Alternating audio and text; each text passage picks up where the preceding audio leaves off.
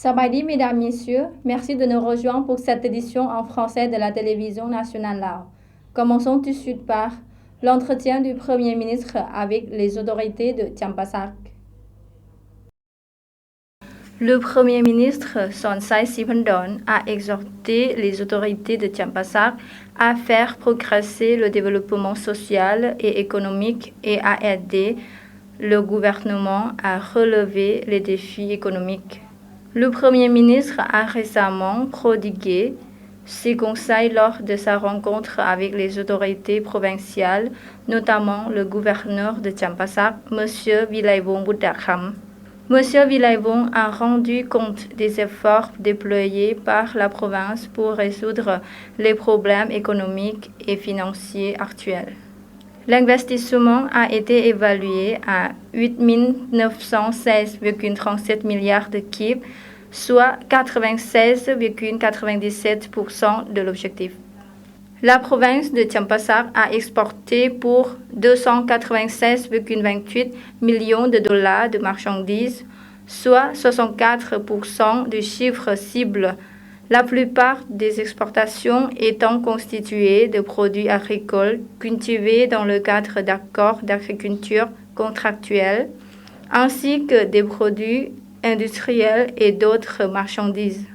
La valeur des exportations s'est élevée à 286,71 millions de dollars, soit 77% du chiffre cible, avec du carburant, des véhicules, des pièces de rechange, du matériel de construction et d'autres articles importés. Sur la base de ces chiffres, la province a enregistré un excédent commercial de 9,56 millions de dollars américains. Le Premier ministre a conseillé aux autorités provinciales de veiller à ce que les projets de développement prévus progressent bien et ne stagnent pas ou ne deviennent improductifs et de prendre des mesures contre les propriétaires de projets si tel était le cas. Il a également exhorté les autorités à veiller à ce que la qualité des biens cultivés ou produits dans la province s'améliore et à ce que les méthodes agricoles soient modernisées en passant des méthodes traditionnelles basées sur la nature au système fondé sur la science. Le gouvernement japonais a fait don de 33 voitures de marque Toyota Camry Hybrid au gouvernement Lao pour qu'il les utilise lors de sa présidence de l'ASEAN l'année prochaine. Les véhicules et équipements informatiques fournis par le Japon ont été évalués à 500 millions de yens ou près de 68,195 milliards de kip. Les véhicules ont été remis lundi au ministère des Affaires étrangères. Parmi les participants à l'événement figurait le vice-premier ministre et ministre des Affaires étrangères, M. Salomsai Komasit, l'ambassadeur du Japon au Laos, M. Kenichi Kobayashi et d'autres responsables des deux parties. Au nom du gouvernement, M. Salomsai a exprimé son appréciation pour la coopération et l'assistance du gouvernement et du peuple japonais, affirmant que cela contribue de manière significative au renforcement des relations bilatérales entre le Laos et le Japon et montre également l'engagement du Japon à soutenir le Laos dans le cadre de l'Asie. L'ambassadeur Kobayashi a souligné l'importance des relations et de la coopération entre le Laos et le Japon et a confirmé le soutien continu du Japon au Laos dans la préparation de la présidence de l'ASEAN en 2024, ainsi que la promotion de la bonne amitié et de la coopération de longue date à travers le partenariat stratégique entre les deux pays. Le Laos et le Japon entretiennent des relations solides. Les deux ministres des Affaires étrangères se sont rencontrés en octobre de cette année pour discuter des futurs plans de coopération, convenant de renforcer davantage leurs liens pour renforcer leur partenariat stratégique et promouvoir la croissance à travers des mesures plus concrètes.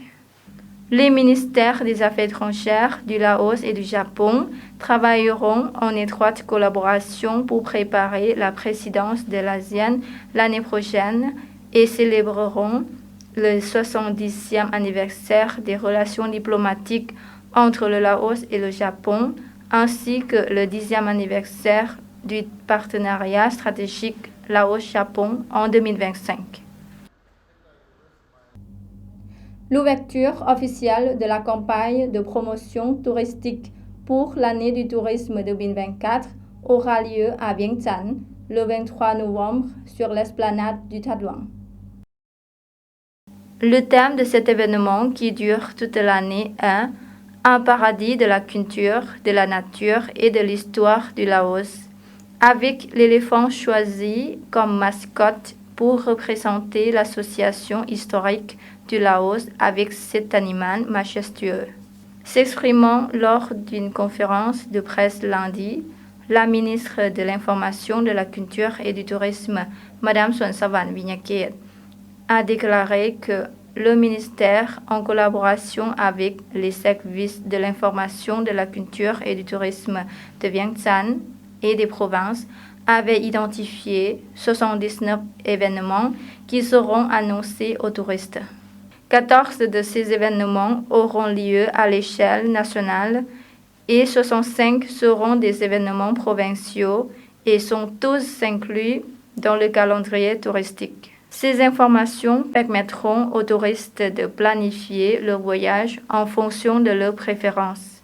En dehors de cela, les gestionnaires d'hôtels, d'attractions touristiques, de restaurants, de la airline et d'autres entreprises liées au tourisme travailleront ensemble pour proposer des forfaits touristiques, a déclaré Mme Suansavan.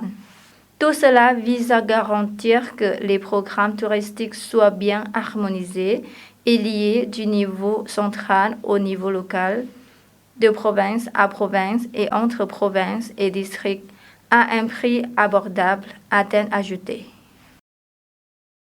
L'école Liaoto célèbre son 86e anniversaire et inaugure son nouveau bâtiment. La cérémonie s'est déroulée le 11 novembre en présence de M. Assapangthong Siphandorn, maire de la capitale, de M. Duangta Sulivong, chef de l'arrondissement de Chanthaburi, de M. Wang Shang, chargé d'affaires de la République populaire de Chine au Laos, et de M. Boulapha Santi Khongkha, président de l'association de résidents chinois à Vientiane. L'école Liaoto adhère depuis longtemps à l'étude de la langue chinoise et a hérité de la culture chinoise. Actuellement, l'école compte plus de 3000 élèves, dont 80% sont des élèves d'origine lao. La construction de ce nouveau bâtiment a grandement amélioré l'environnement de l'école. C'est la plus grande et la plus célèbre école qui enseigne la langue chinoise en Asie du Sud-Est. La construction du nouveau bâtiment a été proposée en 2018 et la pose de la première pierre s'est déroulée le 11 février 2022 et s'est achevée le 23 août. C'est un bâtiment de 4 étages avec 28 salles de classe. Le coût de construction est de 400 000 dollars américains. La France se positionne comme partenaire du développement de l'ASEAN, collaboration renforcée depuis la première réunion du comité de partenariat du développement ASEAN-France AFDPC en date du 4 mars 2021. Reportage. Conformément aux conclusions du premier AFDPC, l'ASEAN et la France ont élaboré un partenariat de développement afin de favoriser des modèles de croissance résilients, inclusifs et durables dans la région. Ces collaborations diverses se retrouvent notamment dans des domaines pratiques où l'ASEAN et la France disposent de l'expertise nécessaire et y voient des intérêts mutuels.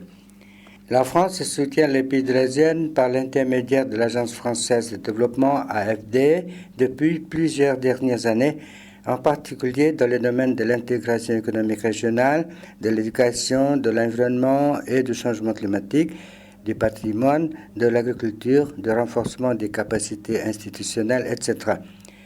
Dans le secteur économique, la France et l'ASEAN entretiennent des relations commerciales de longue date et les investissements sont considérables malgré les récentes fluctuations. Je crois qu'il est important de bien voir qu'il y a en ASEAN un certain nombre d'entreprises extrêmement performantes. Les pays de l'ASEAN ont des besoins importants compte tenu de leur évolution qui est rapide dans des domaines très variés. Les infrastructures, la santé, l'agriculture, l'aérospatiale. La France a des talents pour développer ses compétences et contribuer au progrès de ces pays avec un souci permanent de durabilité, c'est-à-dire de développement responsable et durable pour prendre en considération tous les enjeux des citoyens et de la planète. Je crois que la France entretient des relations extrêmement étroites avec les décideurs, que ce soit les autorités publiques ou les communautés d'affaires. Et je peux vous dire qu'à titre personnel, je m'attache à mettre en relation les communautés d'affaires françaises et les communautés d'affaires des pays de l'ASEAN d'une part, mais aussi les communautés d'affaires avec les autorités de ces différents pays pour trouver toutes les voies de développement qui sont à mon avis extrêmement prometteuses. Je crois que mon rôle de représentant spécial, c'est avant tout de parler de l'ASEAN en France pour expliquer aux entreprises françaises tout le potentiel qu'il y a à se développer en ASEAN et pour parler de la France en ASEAN, pour expliquer aux décideurs économiques tout ce que la France peut apporter en matière de compétences et de talents dans leur développement. L'ASEAN est au cœur de l'Indo-Pacifique et le développement des relations économiques avec les pays de l'ASEAN est tout à fait essentiel et aligné avec cette stratégie. Sur la base des données préliminaires de l'ASEAN pour 2022, le commerce bilatéral total a augmenté de 11,80%, passant de 31,94 milliards de dollars américains en 2021 à 35,70 milliards de dollars américains en 2022.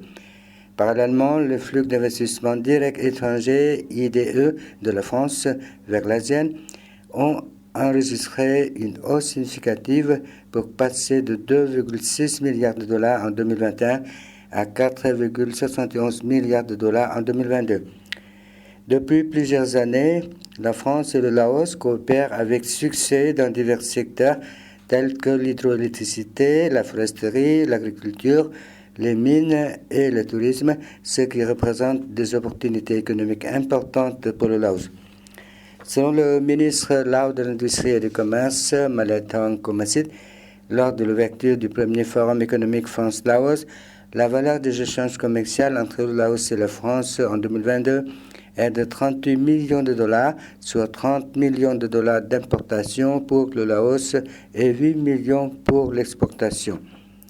L'investissement français en République démocratique populaire Laos s'élève à près de 558 millions de dollars américains, répartis en 227 projets. Subséquemment, la France se classe au 8e rang des investissements de la République démocratique populaire Laos. Le secteur le plus prisé par les IDE est le secteur tertiaire, avec 22% pour l'hôtellerie et la restauration, 18%, dans l'agriculture, 17%, de consultance, 12%.